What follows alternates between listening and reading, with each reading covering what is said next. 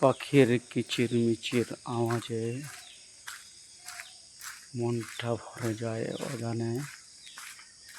কি যে ভালো লাগে আজকের এই সকাল। যারাই শুধু ফজর পড়েছে সকালের মর্মটা তারাই বুঝতে পারবে।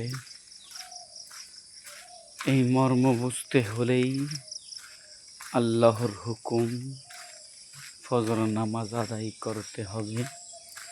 তবেই তো সকালের স্নিগ্ধ বাতাস, পাখির কিচিরমিচির আওয়াজ আর মহান রব্বুল আলামিনের মহিমা উপলব্ধি করা যাবে।